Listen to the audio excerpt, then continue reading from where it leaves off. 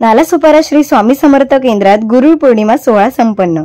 श्री स्वामी समर्थ सेवा केंद्र व आध्यात्मिक विकास मार्ग दिंडोरी प्रणीत परमपूज्य गुरुमाऊली यांच्या आशीर्वादाने श्री स्वामी समर्थ सेवा केंद्र आचोळे तलाव नालासोपारा पूर्व येथे गुरुपौर्णिमा उत्सव मोठ्या उत्साहात संपन्न झाला। यावेळी सकाळपासून स्वामी समर्थ केंद्रामध्ये विविध कार्यक्रमांचे आयोजन करण्यात आले होते। होम हवन भजन तसेच गुणवंत विद्यार्थ्यांना गुणगौरव करण्यात आला। ब्युरो रिपोर्ट सिंधू प्रभात नालासोपारा।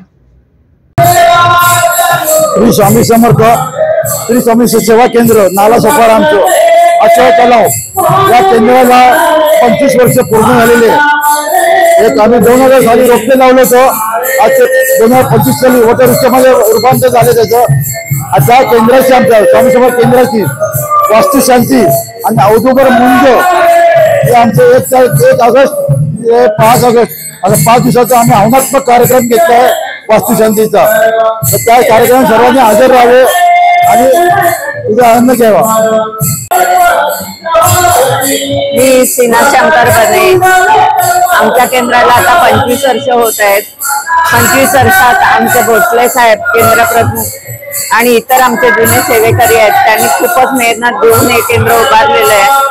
इथे 18 विभागात काम चालते।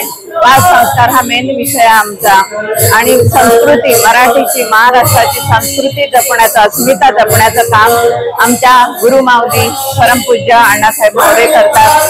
स्वामी समर्थांची ती शक्ती आहे, आम्हाला खूपच प्रेरणा मिळते आणि प्रत्येकाचे अनुभव आहेत की प्रत्येकाचा इथे येणाऱ्याचा प्रश्न सुद्धा आज आत्मविश्वास आहे आमचा आणि आम्ही त्याच्यामुळे इथे केंद्रात भाव घेत असतो। आम्ही महिला जोराने काम करत असतो। आमच्या महिला याज्ञिकी आहेत, बाल संस्कार चालवतात, शिक्षिका आहेत आणि शिवाय आमचं जे अन्नपूर्णेचं काम आहे ते सुद्धा आमच्या महिला चांगल्या प्रकारे करतात आणि इथे येणाऱ्याला प्रत्येकाला अनुभव येतो की संसार कसा करावा, आपलं मुलांना कसे वाढवावेत, मुलांना संस्कार कसे द्यावेत।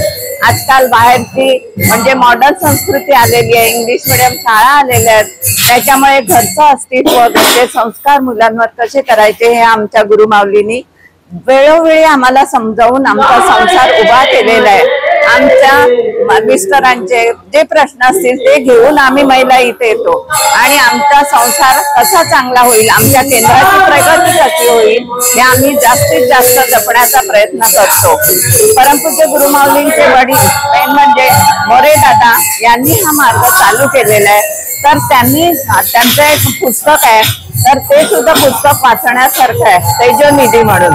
तर त्यांनी हा मार्ग पुढे गुरुमाऊलींनी दिलेला आहे। पूर्वी स्वामी समर्थांनंतर पिंगळे महाराज आहेत, नंतर सद्गुरू मोरे दादा आहेत, नंतर परमपूज्य गुरुमाऊली आहेत आणि गुरुमाऊलींच्या आम्ही मुली आहोत। जसं आमचं ते माहेर आहे दिंडोरी, त्याच्यामुळे आम्ही प्रेरित होऊन इथे आम्ही कार्य करतो। आमच्या महिलांना त्याच्यामुळे ताकद मिळते आणि इथे कुठल्याही प्रकारचा गैरव्यापार होत नाही।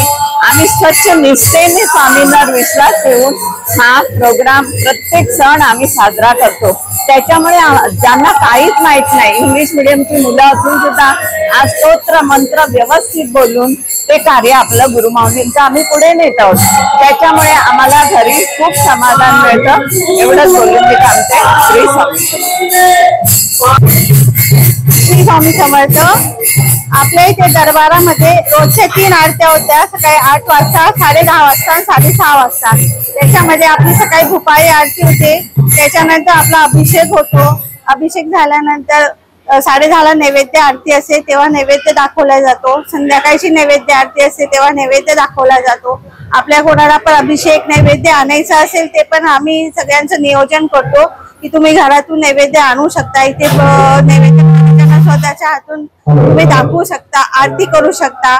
आम्ही तुमच्या हातून अभिषेक करून घेतो। इथे आल्यावर आपण दरबारामध्ये सेवा कशी करायची, महाराजांचा मुजरा कसा करायचा ते सगळं शिकवलं जातं। इथे मंत्र स्तोत्र ते कसे बोलायचे ते घेतले जातात। अभिषेक करायचा कसा करायचा तो सांगितला जातो।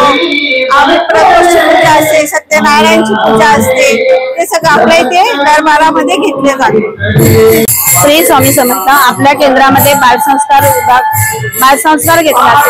आजकालची इंग्लिश मीडियमची पिढी आहे, त्यांना म्हणजे जिभेवर वळण नसतं, सगळं इंग्लिश येतं, त्यामुळे संस्कृती म्हणजे मंत्र स्तोत्र पठण हे त्यांच्या जिभेवर वळावं यासाठी मुलांना सवय व्हावी आणि आपली संस्कृती जपावी यासाठी बालसंस्कार घेतला जातो। आणि गुरुमाऊलींना विद्यार्थ्यांकडेच लक्ष द्यायचं आहे, कारण आजची भावी पिढी म्हणजे आजचे विद्यार्थी आहे, ते जर आज संस्कृतीने म्हणजे चांगल्या मार्गाने संस्कृती घेऊन चांगल्या संस्कृती मोठे होतील तर आपला देश नक्कीच घडेल सुंदर।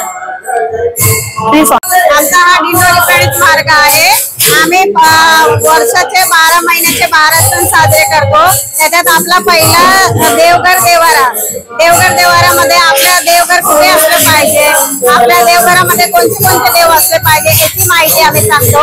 त्याच्यानंतर आपण आपली कुलदेवता मानसन्मान कसा केला पाहिजे याची माहिती सांगतो।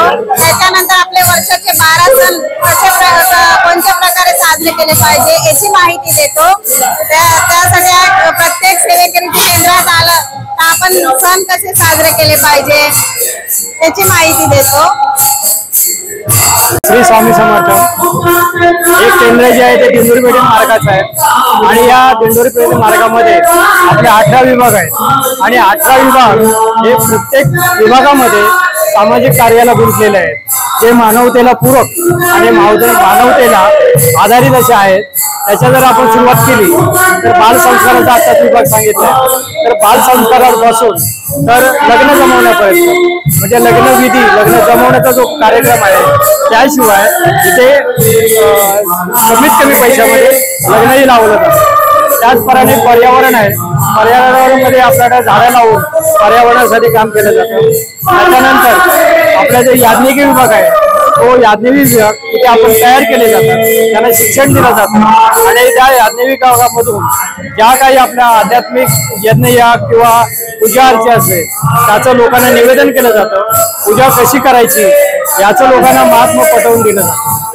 त्याच्यानंतर त्या इतर भागामध्ये एक युवा येते आणि युवा लोकांना या मार्गामध्ये आपली आचारसंहिता आपली संस्कृती याचं ज्ञान दिलं जातं आणि त्या संस्कृतीच्या आधारे आपल्याला जे पुढील आयुष्य जगायचं आहे ते कशा प्रकारे चांगल्या प्रकारे जगता येईल याचं इथे ज्ञान प्राप्त केलं जातं। अशा प्रकारचे अनेक हे 18 विभाग आहेत आणि त्या 18 विभागाला स्मरून आपण या केंद्रामध्ये वाटचाल करत असतो आणि ह्या वाटचालीतूनच ही जवळजवळ महाराष्ट्रामध्ये 250 केंद्र आहेत, देशोविदेश पण आहेत आणि पूर्ण भारतामध्ये आतापर्यंत मला वाटते 800 केंद्राची नोंदणी झालेली आहे। श्री स्वामी समर्थ।